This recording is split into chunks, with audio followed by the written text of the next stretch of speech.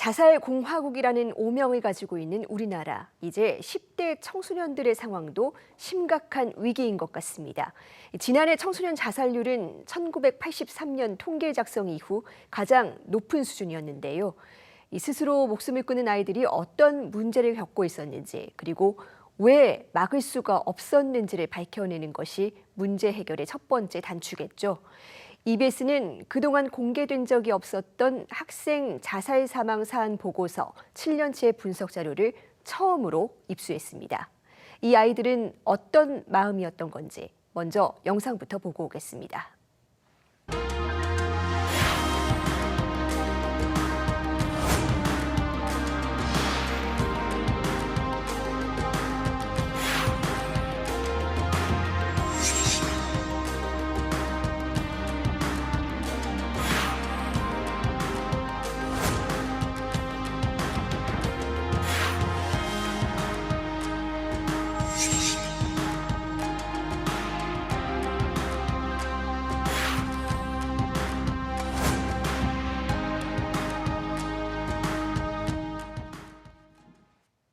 네, 이 문제 취재한 기자와 조금 더 자세한 이야기 나눠보겠습니다. 진태 기자 나와 있습니다. 어서 오세요. 네, 학생 자살 사망 보고서, 이 스스로 목숨을 끊은 아이들이 어떤 상황에 있었는지를 굉장히 세밀하게 분석한 보고서입니다. 이 자료에는 어떤 내용이 담겨 있습니까? 네, 청소년 자살률이 늘고 있다는 소식을 해마다 전해드리면서 저도 마음이 많이 아팠는데요. 지난해엔 특히 상황이 심각해서 통계 작성 이후 최고 수준으로 올라왔습니다.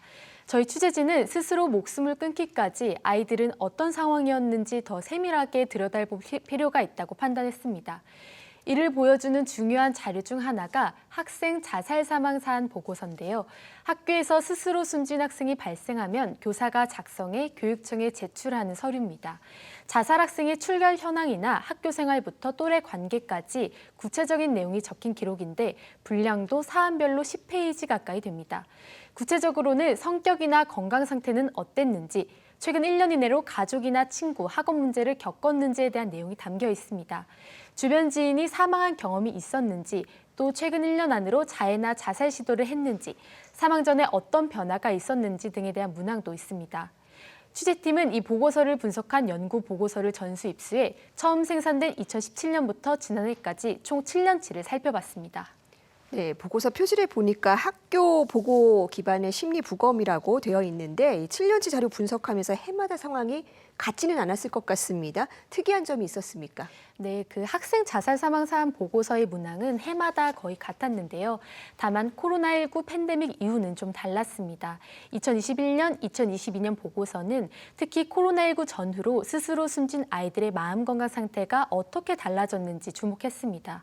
보고서를 작성한 연구진은 코로나19로 사회적 관계를 단절을 경험한 아동 청소년은 정신건강 문제에 취약한 위험군일 수밖에 없다고 밝혔는데요. 자살률의 증가세 역시 이런 점과 무관하지 않다는 겁니다. 또 하나 주목할 점은 지난 2019년 자발적 고립 지표가 교우 관계 문항에서 새로 등장했다는 점입니다. 자발적 고립을 겪었던 자살 학생은 2019년 첫 해에 3%에 불과했는데요. 그런데 2020년 11%로 갑자기 폭증하더니 꾸준히 증가세를 이어가다 지난해 21%, 그러니까 5명 중 1명꼴로 나타났습니다. 코로나19를 기점으로 자발적으로 고립된 상태에서 자살한 아이가 크게 증가한 겁니다. 소위 은둔형 외톨이 청소년은 생활 반경이 집이나 방 안으로 좁기 때문에 주변에서 이들의 마음 상태를 알아차리는 게 쉽지 않은데요. 이들에게 학교와 가정에서 좀 더 세심한 관심이 필요하다는 점을 다시 한번 확인할 수 있었습니다. 네, 사회적인 고립과 자살의 상관관계도 일부는 확인이 되는 상황이네요. 이 보고서 분량이 막대한 만큼 이 통계 지표도 굉장히 다양했을 것 같은데 보도에서는 극히 일부만 다뤘습니다. 이유가 있을까요? 네, 일부만 다룬 이유는 우선 자살보도 권고 기준을 준수하고 학생들의 마음 건강 상태를 분석한다는 관점에서 가장 공익적 필요가 있는 정보만 추리려고 노력했습니다. 구체적인 자살 방법이나 장소, 동기, 또 어느 지역에서 자살률이 높다는 식의 정보는 알리지 말아야 한다는 건데요. 저희가 얻은 정보가 워낙에 민감한 만큼 전문가 자문을 거쳐서 실제 보도할 지표를 추리기도 했습니다. 특히 보고서가 사후에 주로 교사의 관찰을 토대로 작성된 만큼 주관적일 수 있다는 한계를 고려하기도 했습니다. 예를 들어 2017년부터 2023년 사이에 평균 94%, 그러니까 대부분의 학교가 자살 예방 교육을 시행했다고 답했고, 또 교내에 위기관리위원회를 갖추고 있었다는 응답도 85%나 됐습니다. 하지만 전문가들은 여기서 말하는 교육은 형식적 운영이었을 가능성이 있고, 또 위기관리위원회 역시 몇 번 개최했는지보다 무엇을 논의해서 또 학생들에게 어떻게 개입했는지 양보다 질을 따져봐야 한다고 지적했습니다. 또 한편 기획보도에서 다뤄졌거나 아쉽게 다뤄지지 못한 통계들을 좀 더 자세히 보실 수 있도록 인터랙티브 기사도 함께 제작하고 있는데요. 올해 11월 말 EBS 뉴스 홈페이지를 통해 공개될 예정입니다. 네, 이 자료들을 처음으로 전수 분석해서 드러난 점 중 하나가 이 자살한 학생들의 마음의 병이 해가 갈수록 심각해지고 있다는 겁니다. 구체적으로 어떤 상황이었습니까? 네, 자살 전 학생들은 단순히 한 가지 요인에 영향을 받는 게 아니었습니다. 학업과 가족 그리고 개인 문제의 비중이 고루 높게 나타났는데 평균 2개의 문제가 중복되는 등 복합적인 양상을 보였습니다. 학생의 자살을 예측하기 어렵다는 점도 새롭게 확인됐는데요. 자살 전 행동에 아무런 변화가 없었다는 응답은 평균 73%로 그렇지 않은 경우보다 2.7배 많았습니다. 하지만 자세히 살펴보면 정서적인 측면에선 이미 징후가 있었던 경우가 많습니다. 최근 5년 동안 자살한 아이들의 절반가량은 사망 전 2달 이내로 정서행동 문제를 겪었고 또 정신질환을 진단받은 비율 역시 계속해서 상승 곡선을 그리고 있었습니다. 네, 행동의 측면에서는 별다른 변화가 없다. 그렇지만 정서적인 측면에서는 징후가 있었을 것이다로 요약해 볼 수 있을 것 같은데 하지만 학교 안에서 이런 정보로는 위기 학생들이 가려내기가 쉽지 않아 보이는데요. 어떻습니까? 네, 사실은 선별하는 시스템 자체에 좀 한계가 분명히 있는 건데요. 학교에서도 물론 여러 방식으로 마음이 힘든 학생들을 찾기 위해 노력하고 있습니다. 그중 하나가 3년마다 한 번씩 모든 학생들을 대상으로 하는 정서행동 특성 검사입니다. 여기서 문제가 발견되면 관리군으로 분류돼 지원이 이루어집니다. 그런데 검사 결과 자살한 학생 10명 중 7명은 정상군으로 분류됐습니다. 검사부터 학교 관찰까지 모든 경로로 넓혀봐도 지난해 자살 전 위기 학생으로 파악된 비율은 전체의 절반에 그쳤습니다. 자살한 학생 2명 가운데 1명은 학교의 안전망을 벗어난 상태에서 숨진 겁니다. 학교의 노력에도 문제를 밖으로 드러내지 않는 아이들을 발견하는 데는 어려움을 겪을 수밖에 없는 건데요. 그래서 전문가들은 학생 정신건강에 대응하는 패러다임을 이제 바꿔야 한다고 얘기합니다. 위기 학생을 선별해서 지원하는 데서 더 나아가서 모든 학생을 대상으로 하는 마음 교육이 필요하다는 겁니다. 해외에선 이미 수년 전부터 사회 정서 교육이 정규 교육에서 보편화된 추세고요. 또 국내에서도 전국에서 처음으로 마음학기제를 도입한 대구에 이어 인천에서도 사회 정서 학습을 추진하고 있습니다.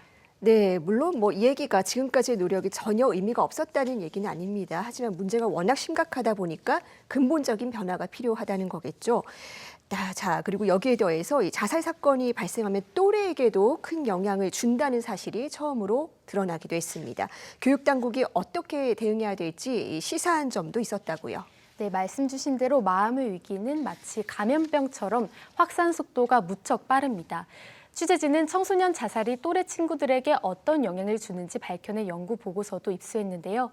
학생 자살이 있었던 학교에 다니던 재학생 25%가 외상 후 스트레스 장애를 겪는 등 위험군인 것으로 나타났습니다. 또 10%는 우울증 증상을 호소했고 또 5%는 자살 충동을 느끼기도 했습니다. 하지만 이들을 위한 지원은 여전히 더딘 상황인데요. 남겨진 학생들에게 응급심리교육을 시행하지 않은 경우는 평균 18%, 그러니까 5곳 중 1곳은 조치를 하지 않았습니다. 하지만 사안 발생 이후 필요한 조치들이 워낙 많다 보니 교사 개인이 혼자 이를 감당하기에는 한계가 있습니다. 실제로 교사들은 사안 발생 이후에 가장 어려운 문제로 사후 조치 의사결정, 유족 대응, 학교 구성원 심리지원 순으로 꼽기도 했습니다. 지난해 연구진은 매뉴얼이 있더라도 전문 상담교사 혼자 기존의 업무에 더해 학교 전체에 필요한 사후 지원을 하기 힘들다고 지적했는데요. 그러면서 도 단위나 광역시 단위 교육청에서 상시 가동이 가능한 외부 사후 개입 지원팀 구성을 필수화하는 방안을 향후 과제로 제안하기도 했습니다. 네, 지금까지 언론사 최초로 이 자살로 숨진 아이들의 행동과 심리 상태를 기록한 보고서를 분석해서 시사점까지 살펴봤습니다. 저희 기획보도는 앞으로도 이어지는데요. 이 문제에 대응하기 위해서 우리 교육 앞으로 어떤 노력을 해야 될지 생생하게 취재해서 보도해 주시기 바랍니다. 진태 기자 잘 들었습니다.